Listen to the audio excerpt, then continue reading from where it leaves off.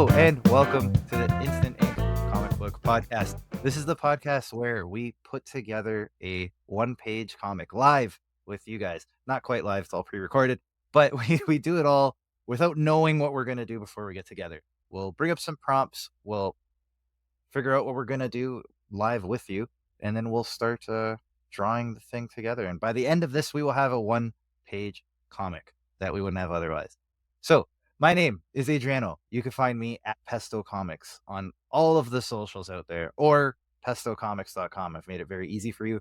And as always, I am joined by my co-host, Roberto Viacava. Roberto, please let them know who you are. Okay, I'm Roberto. I'm the creator of Voyager and founder of Green Iceberg Press. And you can find me on Roberto Viacava Illustration and check all my social media from there. And today we're joined with a special guest. We have Jon Westhoff. He has a campaign that is live as of this recording. Not as of this recording, but now as you're watching this. So, Jon, please introduce yourself to the people.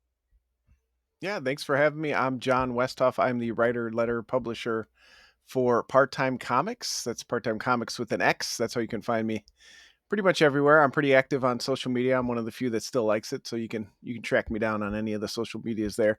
But yeah, thanks for having me. We got a live campaign and 4 more right behind it this year. So we're in a hurry to get going this year. Amazing. Yeah, it's always nice when you can have that slate ready and you kind of know what your year looks like. It's a bit daunting in a way that it's like, this is my year. It hasn't started and yet I know where it will end, but also kind of a relief, right? Like now you're just kind of following the path. So hoping for good vibes and good things, and everything gets funded well beyond your imagination. But yeah, it starts now, right? It's January.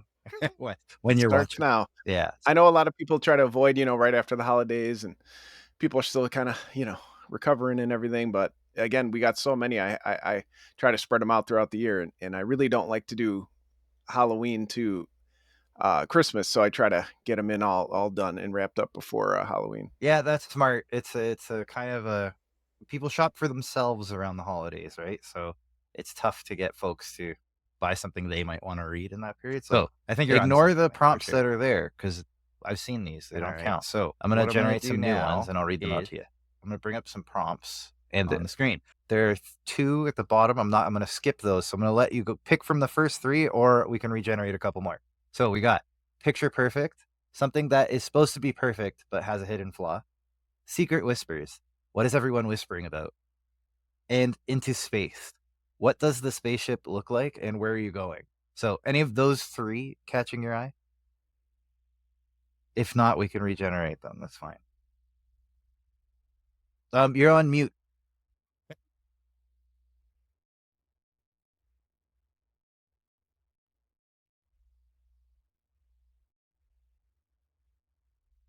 Right on. All right. So Picture perfect, it is. We'll go jumps out to me. I think that one seems like the most unique, and kind of it would be interesting to see. that one. And Roberto, when you get a chance, please share your screen. And yeah, all right, picture perfect. So you were very quick to choose that one. Is there anything you had in mind? Is there anything that you pictured when you saw that prompt? For some reason, I don't know why. When I first read it, I just thought of a piece of furniture with like a flaw in it, like that you don't notice, unless you've seen it a lot. I don't know why that's the first thing that jumped into my mind. Right on. Okay. So is it like an antique roadshow situation where somebody's shopping for something and then it's not quite what they expected? Is that what we're looking at? Exactly. Or you bring something home from the store and then you didn't realize, there's a big crack in it or the leg falls off or whatever. Nice. Okay. So I don't know why that was the first thing. No, that's all right. That's something. It's the seed for the story that we'll come through with, right? Roberto's already getting that chair together. So okay. So where's some conflict in that? I mean, do we start with it not being what was expected? Is it somebody goes to sit on a chair and it shatters and they fight with someone about it? Is it's a chair they've been looking for and they're upset when they bring it home? What could it be that we could get some conflict in here? I was thinking the opposite, that they're fighting over who gets the chair, and Okay. that it ends up not being what they wanted at the end. That Oh, they that's a fought good one. so much Okay. for something. Okay. So is it like multiple people in like a store fighting over it? Is it like a funeral situation with the grandma's chair? I feel like it's an inheritance type of situation. Right on. And they're arguing maybe over the value of the chair or something like that, and it ends up being a cheap thing instead of an heirloom that somebody would want. Right on. Okay. Okay. I like that. So maybe it's like is it a situation where so they're all arguing, right? Like, well, we got to think of how to fit this into one page, right? So it's all them arguing. Right. Somebody wins the chair. They take it home thinking it's going to be worth X amount. Do they bring it to a pawn shop or something and they're told it's like garbage, or do they try to sit on it and it breaks? There's some bad karma because maybe they fought the family over it. I don't know. What are you thinking? Don't let me steamroll you. I'm throwing ideas out here, but if you have a direction to go. I mean, that seems like a good track to me. They're again, we've only got one page, so they're arguing. Somebody gives in. They go to sit in it triumphantly, and of course, it's made of cheap wood or termites or something are in it, and it just falls apart. Right on. I like it. Okay, so it's we'll say that the first panel is like the setting, obviously, or establishing shot, right? I wonder if are they maybe morbid to be arguing at the funeral? But that's how I'm picturing it. Oh, that's even better. Right? Right in front of the coffin's right there. Trying to take it out. Yeah, and they haven't even like left and they're already arguing about who gets what. Just to show that these are like horrible people. Right? There's 2 or 3 of them. Yeah, I feel like there has to be at least 3, right? Roberto's like, I feel like Roberto's been waiting his whole life to draw this chair. Yeah. He's like, I got this chair. I've been waiting for this prompt. Yeah, he's good. That's hard to draw an antique chair. I wouldn't have been able to. Right? The fact that you were just able to pull that out of somewhere. Yeah. I don't know if you have one in the corner that you used as a reference or what. He's fought at many funerals for them. Yeah. He's got a collection in the garage. Nice. So yeah, actually, okay. I saw one in the street the other day. Someone was throwing it up. Nice. So it's just like mental photograph there. Nice. All right. Okay. So we have our funeral scenario. There's 2 or 3 siblings or family members of some sort arguing, and then I guess panels 2 through 4 are argument. We'll have to fill that in once we have. We'll let Roberto kind of steer what it looks like. We'll do it Marvel style. We'll let him tell the story, and then we'll fill in the gaps. And then at the end is the climax of him triumphantly sitting in it, and then it cracks. Maybe there's an insert there of the leg snapping, or who knows. That's all Roberto's job. He's the artist. I'm just here to talk. All right. So while he's doing that, yeah. All right. So Drumsticks of Doom. I have to ask. I read it. I enjoyed it. I read the first. I read all of it. I don't believe I've supported all of it. I'm just behind. I apologize.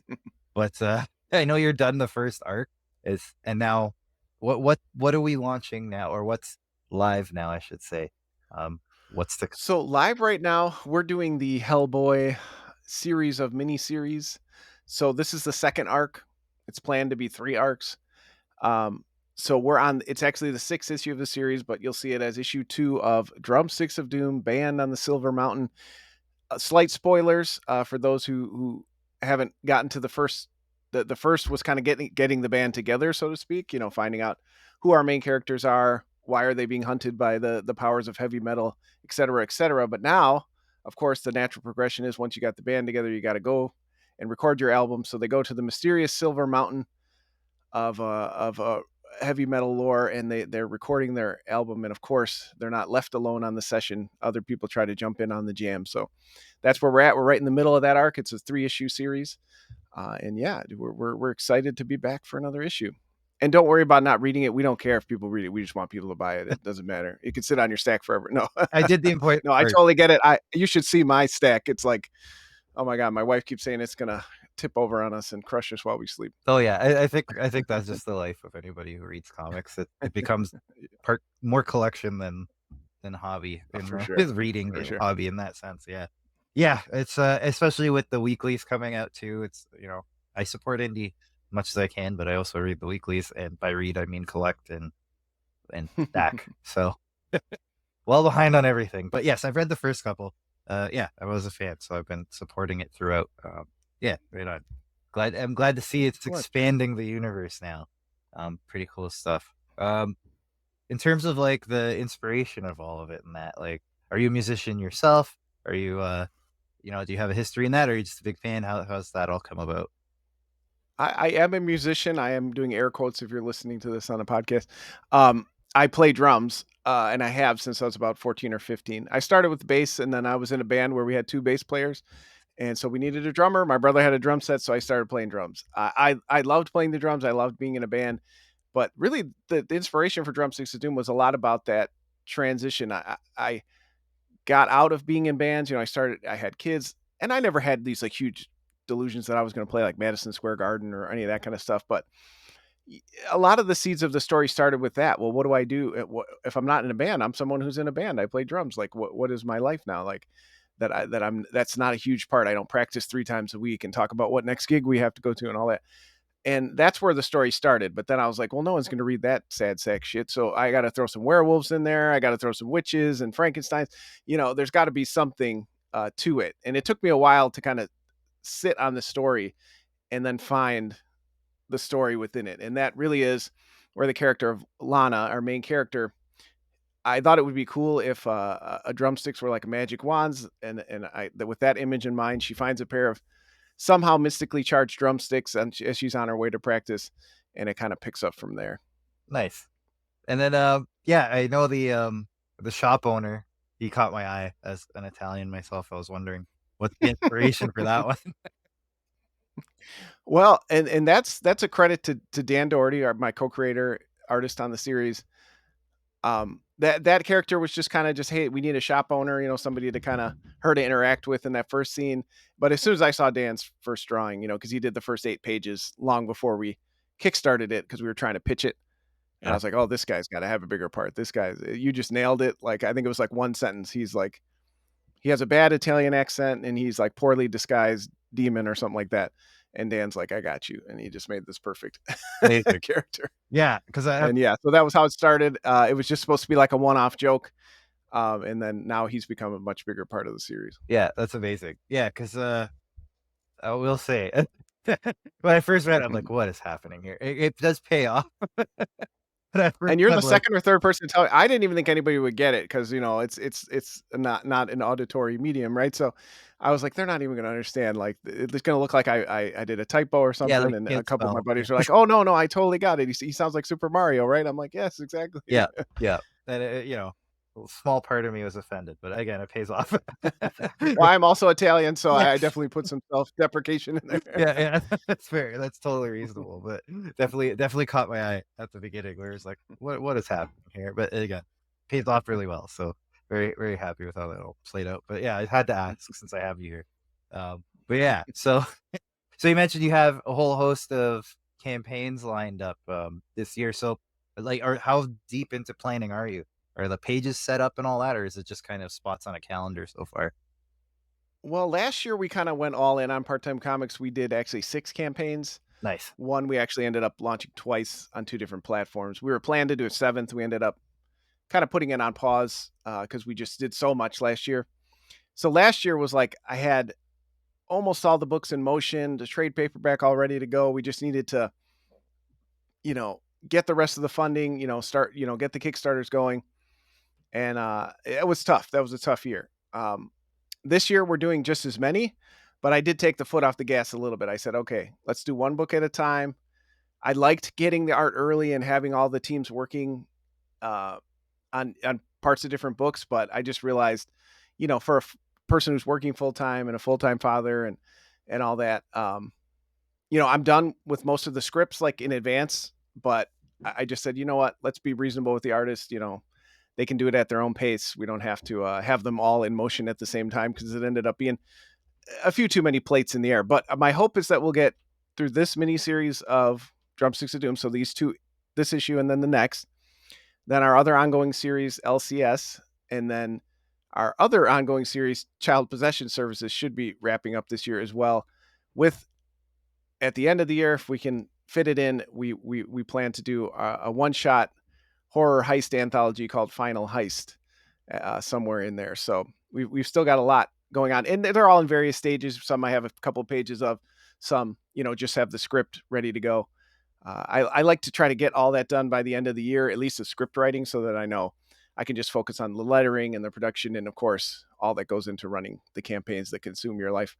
Yeah, for sure. And I have a similar trajectory this year, I guess I should say, where I've got a whole bunch of campaigns planned and that. And similarly, how you've gone, it's like I've decided, you know what, maybe I've overscheduled myself. I should take a breath. Like even right now, I'd have something live, and then something a month from now, and then something 2 months from now. So there's a lot of that where it's like you have all the artists kind of working at once, and I'm starting to see how that can be a challenge to juggle.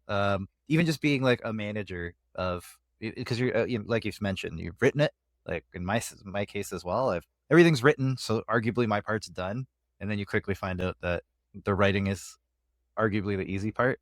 It's the right, the marketing and the project management and all that business, the thing, and the project management and all that business that is the fun part. The writing might be the fun part, maybe some of the marketing and that. But realistically, it's it adds up real quick, right? So yeah, I like your approach. So have you set dates with anything? Like, do you know, or is it kind of like a rough for yourself kind of thing, or do you have like public dates? Yep. I'm trying to go January, March, May, July, possibly September if we fit that extra issue of Drumsticks of Doom in. So yeah, I'm trying to do every other month. Like I said, just I've done 20 something campaigns at this point across multiple platforms, so I kind of know what I can handle and what I can't. So I every 6 weeks or so I want one live. Mhm. I actually enjoy it. I enjoy that the Kickstarter season. I enjoy, I still enjoy fulfillment, and usually this office is torn up with boxes and stuff everywhere. And I still enjoy that part, but I've also kind of learned, like I said, like the end of the year is not the best for getting people excited, Yeah. for new campaigns. So try to get it, and then you kind of have that end of the year again to recharge, to write the next series of books, to get books out there, to handle any kind of issues that might be lingering. And I feel like it just kind of does it better to kind of have, the first 9 months be the new books, and then the last 3 months, okay, where are we at this year now? Yeah, for sure. That makes a lot of sense. And every year I say that, and I'm like, no more campaigns, and then someone throws me some silly idea, and I'm like, I got to do that. Yeah. And then I squeeze it in there. There's only so much time to get it all out, right? What do you think of the layout? Says Roberto. Yeah, I think it's perfect. Yeah, I think that works. We'll have to The little sly look at the end, and then yeah, right. You get a lot through with the emotion. I think we'll have to think about the dialogue a little bit here to make it really have a punch. But yeah, it works. I think that's good. Tell the story well. All right, so yeah, where were we? We're talking about Kickstarter, talking about all that business. You mentioned, so you've been on multiple platforms. So I know you're on Kickstarter. Is the other one Indiegogo, Crowdfunder? Where else have you been? We've done 2 Indiegogos. We did Zoop last year. Oh, yeah. For Drumsticks of Doom. We brought Drumsticks of Doom to Zoop. And I did one a long time ago called Chip In, when Okay. like forever ago, which was more like a GoFundMe site. But yeah, mostly I would say 90% of them have been Kickstarter, but every once in a while I dabble in other ones to kind of see what they have to offer. Yeah, you never know if there's an audience you're missing, right? I personally, I've only been on Kickstarter thus far. So yeah, so how'd you find? Is it work? Like, is it something you're going to be doing again? You think you'll be jumping to different platforms to resell, or what's your thoughts on that? I don't think so in the near future. I think we're gonna dig our heels in and stay status quo until, Kickstarter is really the number one reason we're able to produce books at all. We do well there. Our supporters seem to like it there. They gave us the message loud and clear that they don't assume they're just going to jump to another platform. Yeah. And that platform didn't necessarily bring in a ton of new eyes. So it was I still think it was a good experience. Zoop was very kind to us when I approached them about, I wanted to relaunch the trade paperback, thinking, like you said, that maybe there was a different audience. And, if we did a smaller goal, and they were like, yeah, to be honest with you, there's a lot of crossover between crowdfunders, and we, we're likely going to have the same, and it's not really worth it, for them, but they were super excited about the book. And so they, they kind of, it was nice for somebody to be excited and want, the new product. But Zoop is better if you have a really established audience. They do a lot for you behind the scenes, which Kickstarter doesn't. They can even do fulfillment for you for a little bit of a percentage increase. There's a lot they can do for campaigns, and they're only comics, so it's super cool. I was on there with, world-class, talents like Tim Seeley and stuff. And so that was cool, but it ended up slowing down the year because then I had to relaunch on Kickstarter to kind of scoop back up those who missed it. And, no ill will towards any of our, I know a lot of people can be that way. If I see something I like, I don't care what platform it's on, but not everybody does that. They don't want their credit card information flying around, or they don't want to have 75 logins to all these places. So they, again, we got the message loud and clear that, our majority prefer the Kickstarter. So that's what we'll stay. That makes sense. Yeah. And I find that discovery on Kickstarter is like a huge, like that's where I'm getting a lot of my backers from, right? It's where you just don't, you just don't get that anywhere else. I mean, yeah, they have so many fans and stuff from so many years of doing it. It's just the only site where you get the casual person just like, yeah, I'll back this. Right. It's the first mover advantage where they've established this massive backers, right? That, yeah, like somebody might do a great campaign, somebody might do G.I. Joe or whatever's out now, right? It's some IDW hardcover project, and then your project is like at the bottom of the email, and you're not getting that elsewhere, right? That you're having all these audiences come in and you're right beside them. I know you're the same, right? Absolutely. And I have tons of peers who still do the battle cry every time, anybody who's ever sold more than 10 comics goes on there, and they're like, oh, they can't be on this platform because they're too, they already have publisher support. And it's like, guys, gals, it doesn't do anything to your campaign. Mm-hmm. It's only bringing more eyes. Yes, 99% of them won't check, like you said, those emails, but if you get thrown in those emails, or like you said on Discovery, or somebody happens to be there, they're in the system now, and that's the system you're part of. So, rising tide lifts all ships and all that. Don't think Keanu Reeves is stealing from you, because they surely aren't. Yeah, exactly. Probably right? there for your comics anyway. Yeah, the biggest barrier is always getting people to make a Kickstarter account. So yeah, they've already done so now that they've backed, Berserker or whatever. Right? Yep. So now it's much easier now that you're in their face saying, hey, I'm also on Kickstarter. They just have to click the reward to back it, right? They don't have to do all that extra work. That all has been done. So the more people that do that, the better. If it's good enough for the direct market, right? Like Image and IDW and Dark Horse and all those other companies exist because DC and Marvel exist, right? And if Batman and Spider-Man aren't selling, then they all suffer together. So if it's working for them, could certainly work for us, that let the bigger fish bring in the, bigger fish might be the wrong analogy, but the bigger market come towards you, and maybe you get some of the folks that fall off, and you know what I mean? Yep. Yeah. We need all we can get down here, all the scraps we can get. Yeah, right. Yeah, it's certainly scraps. It's let's with scrappy, right? Like that's it. It's not that there's anything wrong with it, but you got to start somewhere. And yeah, right. If anything is bringing more eyes to the platform, the better. I do think I think there's some what's the word here? Some benefit to having competitors, because we've already seen, even with BackerKit now jumping into crowdfunding, like Kickstarter suddenly seems to be listening to a lot of the complaints we've had about setting up rewards and add-ons. Oh my gosh, 100%. Right? They've done more in the last 2 years than they did in the first 15, Yeah. which is great. Whatever kind of spurs you in that direction. Right? Like they need that fear of people jumping ship to do any kind of improvement. And it seems to be happening. Like the even just how surveys are managed now. Still not Right. there. I still use BackerKit personally, but like they've improved so much for just even from filling surveys. Say, oh, you can actually ask for Absolutely. these things now. That's incredible because I'm sure even when you started, it was you're doing everything through the messages, right? You're delivering. Here's a Dropbox link, and we're getting to a point where it's a little more professional. Again, Yeah, it's definitely they're doing awesome things, and that's a big part of it too, right? If they're going to improve, then that can only be better for me. And again, like we said a couple times, it's all that stuff is difficult to manage, and it's probably not the number one reason we went into this, creative field. So the easier they can make it and the more user friendly, then I want to, continue to use that.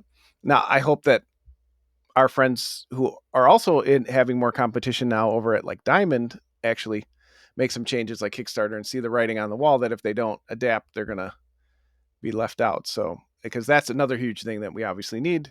We need our crowdfunding platforms to be strong, and we need better distribution to help us little guys, Yeah, absolutely. I know Diamond threatened to start, they were sending out surveys and that about a year ago saying, hey, should we get into crowdfunding? What do you think about that?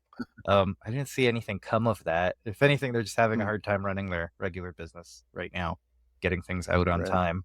But but it would be interesting. It'd be interesting if a player comes in and says, hey, we're gonna, we're gonna put your books in the direct market. It just prints X amount and whatever. Like there's gotta be a way to do that.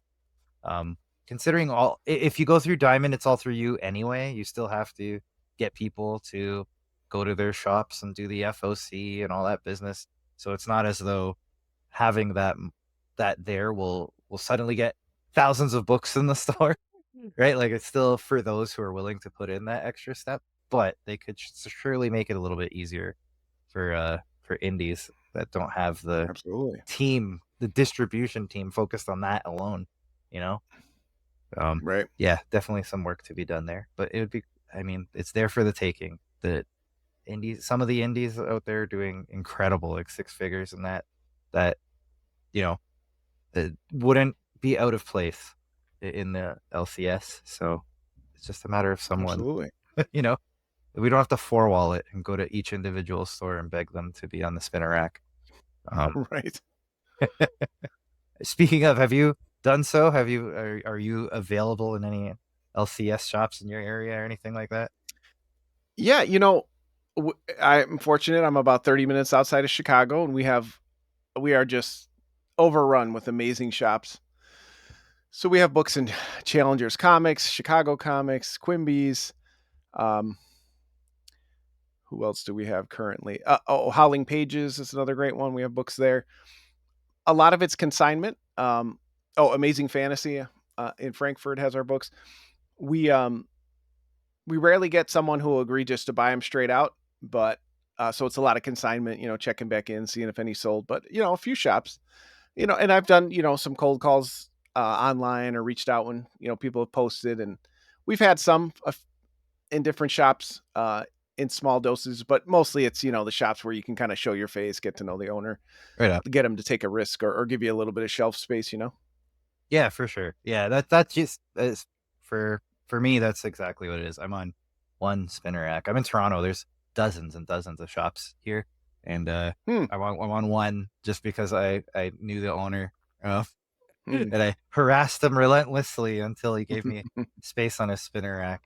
And then nice. Yeah, just recently we got Roberto's work on there too, so so it all kind of worked out. But yeah, it's one of those things I've been putting off because my original LCS closed, or rather just went online only, and then it just became a whole thing. So but yeah, it's tough. It's tough to get out there when you got to do it individually. But if you're in a central area like Chicago or Toronto, in my case, the opportunity's there. It's just how much time are you willing to pound the pavement Are you willing to do all that kind of stuff, right? Yeah, right. Speaking of, how about the convention scene? I know you got C2E2. That's the big show in Chicago. Am I right?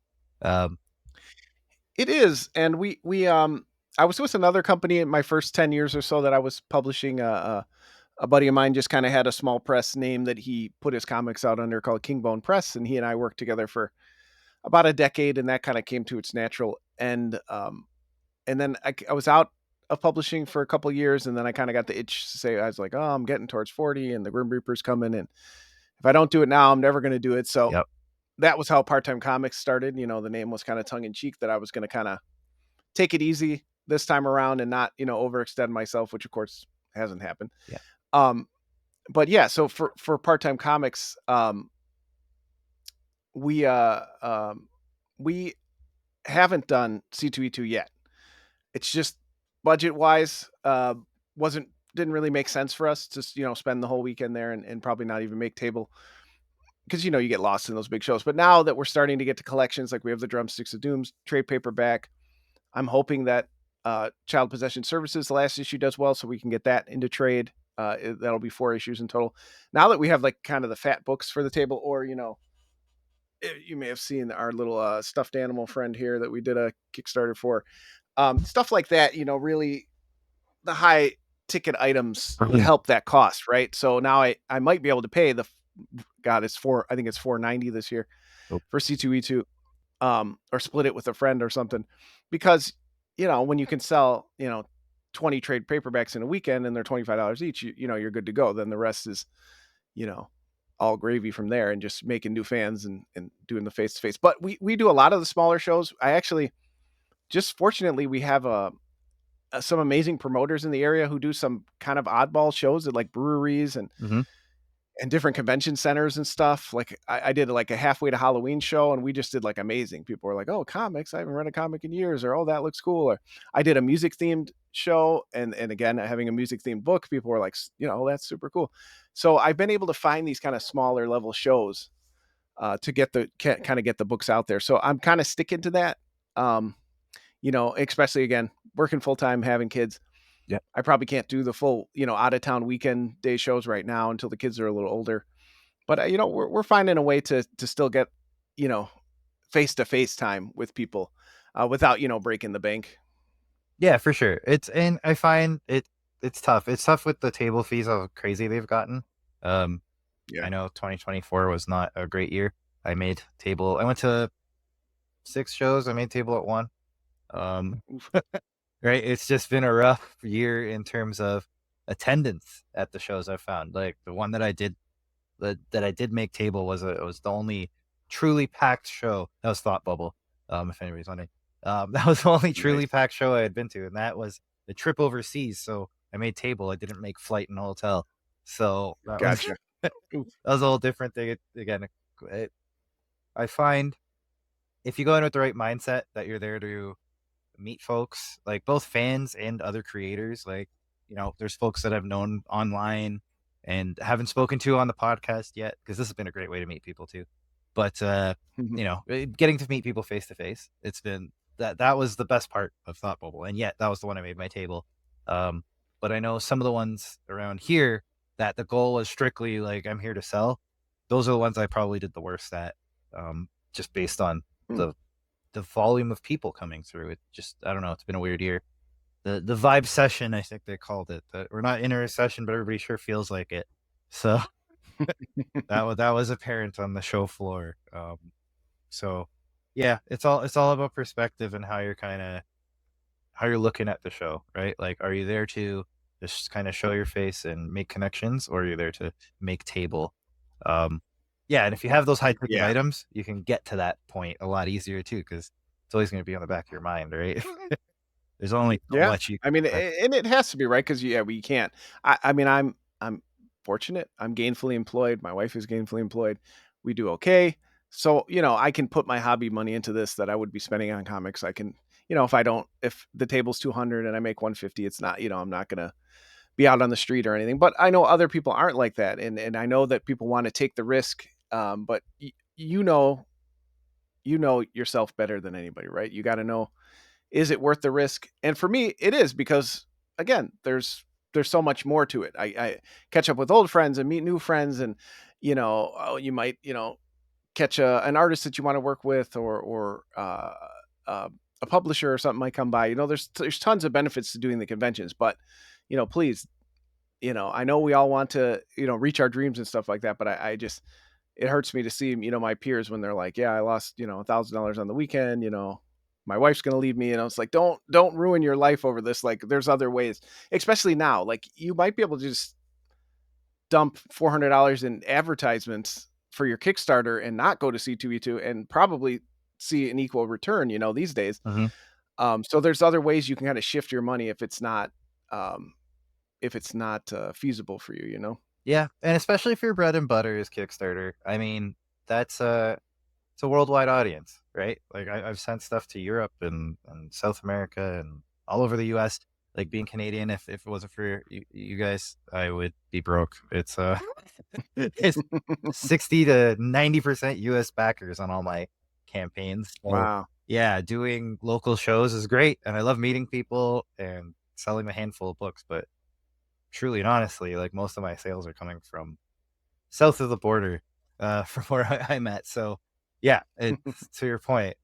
Is it worth the grief of right of tabling locally when all my sales are happening elsewhere? Yeah, maybe that money's better spent. But again, it's all perspective. It's all what you're going there for. For me, yeah, it's been meeting fans and stuff has been great. But yeah, I found meeting other creators in that has been huge as well. Just having other people who are in your same position, right? That are kind of at your level or hopefully a little above your level, so you can learn from them. It's invaluable, right? Like, the other folks have figured out the things that you're still trying to figure out, right? So having those conversations, having some time to sit and talk and be like, I tried this, what do you think? It's going to get you so much further, so much faster. I know most comics folks are introverted. Fight that For sure. as much as you can, just to talk to Yeah, your and fellow creator. and if it's feasible for you, yeah, because it's just an experience you can't replicate, right? Once you're out there on the show floor and you're tired and you're trying to pitch your book and you're not making table, and there's all these things you learn about yourself through the trials and tribulations and the camaraderie that you get, and that's why I do it. Like, my wife likes to tease me, are you ever gonna make money off these books? And I'm like, no, probably not. But again, for me, it's okay. This is my hobby. I try to make sure that my artists get paid because they're at the drawing boards, like Roberto here. So I definitely, that is my goal with Part-Time Comics. The funding goes to the production of the book and the artists first. I'll figure the rest out later. Because a lot of the guys I work and gals I work with are full-time artists. That's what they do. It's not. So for me, I just want to put out these stories with people that I want to work with, and I don't care if I make a cent. But again, privileged position, right? I don't hate the job I do. I'm not desperate to get out of it. I don't need more, so I can do that. But again, not everybody can. So you just got to know yourself. And if we do commiserate a lot, right? It isn't all like misery. We're not all sitting there going, oh, crying, we have made $1. Sometimes you'll do an amazing show, and that gives you the energy you need to get back and create more and beef up your website and, send mailing list updates, so there is a lot to the show that isn't about the exchange of goods and services. There's a lot to it that I love. I love walking on that stupid red carpet at C2E2 and, again, just kind of getting in the trenches with all the people that I've come to know over the years. Yeah, 100%. There's a camaraderie that's built for sure. That, we're all there together, all kind of suffering, and long days that you're not getting paid for. It's one thing when you're all working together and, a paycheck's coming at the end of it. It's another when it might cost you to be there and you're all kind of feeling that grief and watching some person down the aisle that has the people waiting for them to go buy some magnets off them or whatever. I always pick on the magnet sticker people because I'm very jealous. I don't know.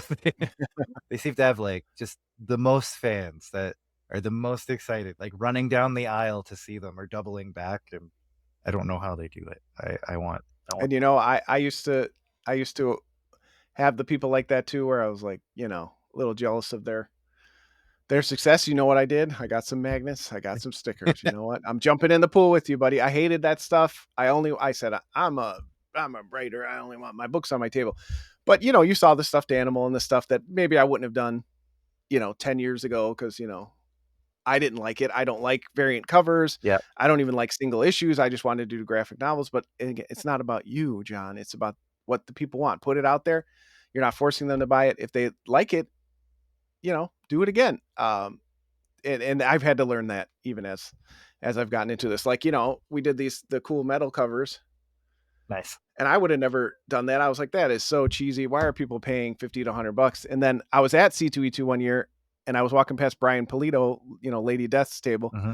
And I picked one up and I was like, damn, that's cool. I have a heavy metal comic. Why don't I have a heavy metal cover on my comics? Like, this is cool. Like, and then, sure enough, I was like, oh, I'll sell one online. Right.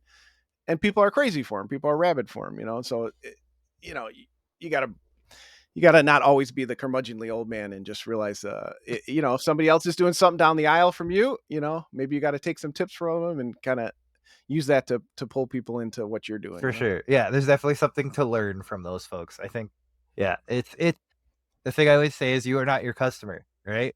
Like I have things that I prefer. I have things that I like and things that I don't. And that doesn't necessarily mean that translates to everyone else. Right. So as much as I'm doing this for my stories and my whatever to get out there, my tastes in art and the artists I hire to get out there, that's more or less where it ends. And then the rest is just trying to do what people would want. Right. Right. And that's something, again, I had to learn because as page rates went up and costs went up, and it's like, these aren't going to get to issue 2 if you keep sitting around and refusing to change how you're doing these Kickstarters and stuff. And, again, I went through some bumps and bruises on my ego along the way. And then, again, you had to realize, hey, people like this kind of stuff. Let them have it, and it's cool. Try to do what makes sense. You don't have to like sell your soul down the river, or you do whatever, whatever you need to do. You It's figure out to whatever, do it right. Yeah. Yeah.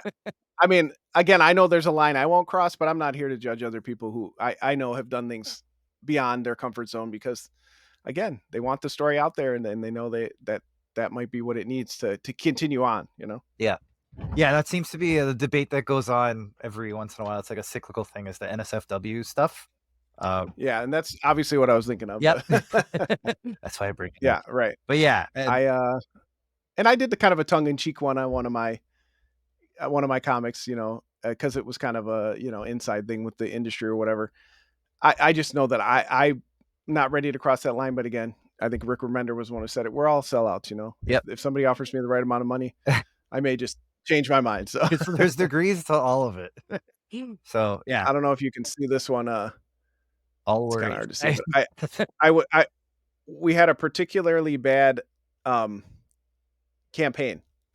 One of our books didn't fund, and then it didn't fund on Indiegogo. That was depowered a couple years ago. So I kind of channeled my energy into these kind of demotivational stickers that I put on my table now. Nice. And I'm no artist. I know I was very rudimentary. And I'll tell you, there's some of the most people walk up to me and they're like so excited. Oh, all worries. That's so funny. Oh, you should make this into a t-shirt. Oh, how many stickers can I get? Again, something silly that I just did. Mm-hmm. And, it brought a different person up to the table, and then they might ask you about one of your books or something. Oh, so again, that was just kind of one example of how I kind of broke out of my shell a little bit. And again, I'm not an artist in any way, but I was able to make something that people enjoyed. So that was, enjoyable for me as a creator. Nice. Yeah. And it's a willingness to experiment, right? And kind of see what works, see what doesn't, and ride the stuff that does, right? And it's not selling out. It's being a business person, right? It's seeing what people want and providing that, which is selling out. Yeah, which is selling out at the end of the day. But I think it's right. I feel like selling out is if you're doing something you truly hate strictly for money, right? Yeah, exactly. Yeah, which I agree. That's what the full-time job is for. I mean, there you go. Yeah, like at some point you just got to take the job that's in front of you, yeah, until you can get to the one you want. So hopefully, if you're a younger person watching this, there's no shame in doing it. Just take the job. You'll get where you want. Eventually, it takes time. Right? Roberto's the only artist here, but I do find that if you're a younger person and you're stressed out, because as we've been saying, it costs quite a bit of money to put these together. there's no guarantee that we're making any of it back and all that stuff. I mean, if you're young enough and you're just getting started, like learn to draw. You know, that's that's the easiest tip. Like learn to draw, figure it out. It'll get you. It'll give you some capability to get your stories out there and start building that portfolio and start building that audience that you won't get to do, you know, if you're waiting to pay page rates for artists, which you should do if you're expecting to work with someone, right? Or collaborate at least. Oh, John, you're muted now. Now I'm muted. It's definitely a way to get through your first, couple stories, or just to get something out there and on your table. At whatever age you are, I didn't publish my first drawn story until a couple years ago. We were doing a Simpsons themed knockoff magazine. And I said, well, I'm the publisher. If anybody's, going to publish my art, I guess it's going to be me, because nobody else is going to do it. And I drew this very crudely drawn, Simpsons inspired story about vampire dinosaur. And, it's in the book. And what it also did was, not only did it fill some pages and I didn't have to pay someone a page rate, it taught me a lot. And I realized that, I've done some drawing, and I've attempted digital coloring. I've done the flats on a couple books. I do the digital lettering. I've scanned, I've put the books together. I've even printed, at Office Max and stapled them together, but I had never drawn a story all the way. And I really do, at whatever level you're at. If you're brand new, you've been in the industry for 40 years, if you haven't done a story all the way through, you should do that, because it teaches you a lot about yourself and what you can handle, what you can do, but it increases empathy for your creators. And I'm not saying I was, mean or not understanding. I feel like I'm a pretty understanding guy, but just the frustrations I had with like scanning, and then the lines didn't come out real clean in my scan. So I had to talk to my friend about what I was doing wrong. And he said, well, you can clean it up, in Photoshop. And, then doing the digital coloring, doing it all just taught me so much. And again, I had realized that I had never really done that. And I think everybody should, even if you just do it for yourself and it comes out really bad. I think it's a great exercise, because again, you learn so much about the whole process along the way. And again, it can only be better for, when you're frustrated because your artist didn't turn in the pages on time and he's telling you his scanner's not, working properly. You're like, oh, I can understand that, because, I've been there before. You know what I mean? Yeah, 100%. Right. It's empathy for your fellow artists. It's always hard, right? You try your best to put yourself in others' shoes and that, but until you really try it, even if it's not to the same result, right? Like you're still gonna have a good sense of understanding. I rarely letter other people's stuff. Once in a while, I'll take a gig or help a friend who needs it, and I can always tell the people who've never lettered a comic, because they give you the caption boxes with 45 words in it, and you're like, oh boy, here we go. And again, had they done it, like I'd letter my own stuff, and part of that is it was necessity. Mm-hmm. Part of it was I had an awesome friend named Bob Garner-Ellis, who we used to run a company with. He taught me how to do it. We found a free version of Photoshop that I still use. Nice. So it was cool. It was a skill I could learn, right? That's something, but it also helped me as a writer. Then I understood from lettering, I have to be more economical. Why am I wasting my time? Or I look at the page and then realize I put them in a bad position because I have 7 word balloons in the page. How is that going to fit in a 6-panel page? So all those things, you learn. So yeah. And if anybody out there is listening, I always happy you learn. So, and if anybody out there is listening, few people, again, even if you just do it to practice, it's cool. People, again, even if you I think just do it to practice, it's and to do it right is the main thing, right? Like with lettering, there's the magic of like being a referee. Like if you're doing it right, nobody notices you. Right? That's right. that's the dream, is that people don't even notice that the lettering at all. And if you're doing it right, you're just part of the scenery. And there's an art to that for sure, right? I feel like it's almost like an afterthought sometimes. So like, I'll do the lettering because it's cheap, but there's a way to do it. Yep. Right. Like there's until you see bad lettering, and then it's like, oh boy, it can now ruin I a know what comic. good lettering looks like. Yeah, it can. I've seen several, and I'm like, please, some letterers work for $5 a page. Just pay someone to do it. Right. Like it's not hard to find. It can't. It's just it's because it's a huge part of the medium. Like you said, you don't notice it until you notice it, and man, it can just take you out of a book when it just looks bad. Yep, absolutely. And I, I've done some experimental things on my end that I immediately got grief for, so it can go both ways. But but yeah, like it's definitely uh, a necessity that if you're going to do it yourself, you learn how to do it properly. But that's true of any part of this format, right? Like if you're going to write something, you should know what the 3-act structure is.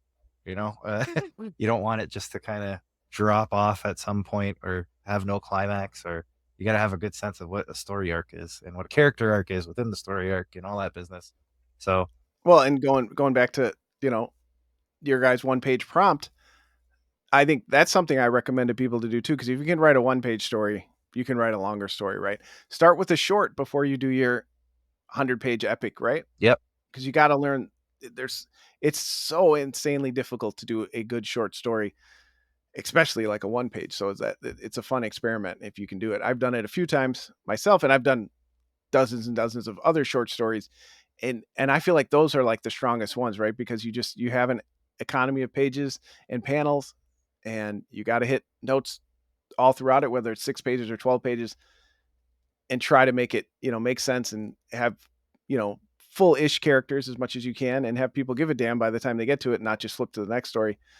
It's so hard. That's where I feel like people should really start. I Absolutely. know a lot of people jump right into their, the story they've always wanted to tell, and I think that's just not the way. I know my first story, I tried to do that, and I didn't really have. I was kind of writing it as I went, Mhm. pants writing they call Yep, it. yep. And I'm still kind of like that, but I realized after we had to abandon it 40 pages in, that it was a detriment to the artist that I wasn't being respectful of their time, and really trying to not meander with the story and just kind of make funny pages here and there. There wasn't it wasn't moving towards the end. It would have taken, several hundred more pages to get there, and it just never happened. So that happens a lot with comics, right? Oh, 100%. Yeah, and to your point, right? Like it's harder to stay brief and succinct than it is to if you had 200 So pages hard. of comic to write, like you could certainly write something neat in that, but will it meander? Will it, will people drop off because you're not getting to the point fast enough where you're doing a one pager and you do another one pager and you keep learning that format? It'll be much Yeah. easier for you to keep that pace going through when you do get to your 200 page, tome that you've been holding Yeah. on to for years and just waiting to tell that story. Right. And it's indie comics, right? So many things can happen, and the issues come out a lot slower, and Mm-hmm. don't the issues come out a lot slower, and don't but let's be realistic. A lot of us won't because of a lot of factors in the world and life and all that. Mm-hmm. So tell your good, 2-issue story. Tell your awesome oversized one-shot comic. It doesn't all have to be, these ongoing sagas. Yep. Yeah, and I get it. It's tough. Like when I first started this whole endeavor, because I've been writing like short stories and novellas and stuff for a long time, but to limited marginal success. But but when I started, I'm like, I'm gonna do it. I'm gonna get into comics. That's what I've always wanted to do. Started with a 4-pager, right? I reached out to Lane Lloyd, an artist, and had them put a 4-pager together with no intention of selling it. Like it was just, this is my thing to get people to read my newsletter, maybe. And that's what it is today if you still want to read it. But yeah, that's where you start, right? It's like, okay, if I can get 4 pages to tell a full and complete story, maybe I can then jump to 24 pages, right? And it's kind of giving yourself the ladder, but you're starting at the hardest point, which is the shorter story. Telling a complete story with no time and no space, so much harder than doing the long version of it where you can make sure that you hit every note. You can make sure that everybody has the full backstory. Like you have to imply everything when you're, especially on a 1-pager like we've done here. Right? Like there's a lot of shorthand that you have to figure out, and that's going to help you with the longer thing. So start with the hardest and go up, right? And it all becomes so much easier. But Right? Look at you following your own rules. You learned. It took me a while to get to that. I had a couple of false starts on stories that again, I was working with somebody I was close with, and they wanted to, but I didn't realize, again, they were working full time. They could do maybe 1 page a week. So why was I writing, 40-page scripts when it wouldn't be done for, a year and a half? And then, all that. I should have been realistic and said, wait a minute, why don't we work on something that, you can enjoy and not feel stressed about having to hammer out these pages and all that. So yeah, for sure. Yeah. And I mean, I learned that through writing prose stuff, right? I started with got it. I'm going to do the 110,000 word novel, and then it's like I got to 20,000, and I'm like, I'm lost. Right? Yeah. See, I skipped that phase. I ain't writing no prose. Okay. Yeah.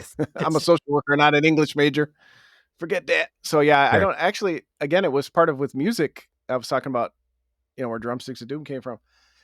It was trying to find a creative outlet now that I wasn't a musician, and I met all these great people on we old men call it message boards. You young people probably haven't heard that. Back in the day, they had these message boards on the internet where you would go to if you had a common interest. And I went to the 11 O'Clock Comics, the amazing long running podcast, and there was just so many awesome people and artists and just people willing to help each other out. And that's where I found Bob Gar. He, unfortunately for him, answered, my posts about if anybody wanted to work together. I was thinking about writing a comic, and we worked together for 15 years after that. So Nice. Much to his lament, I was lucky to find somebody like him to really help me. But I didn't really have that desire. My brother was the one who wrote and drew his own comics as a kid. I was just happy to read them and go to conventions and stuff. And then again, as I got older, I was like, well, I mean, I'm not really writing music anymore. What can I do to be creative? And now here I am 15 years later. So Nice.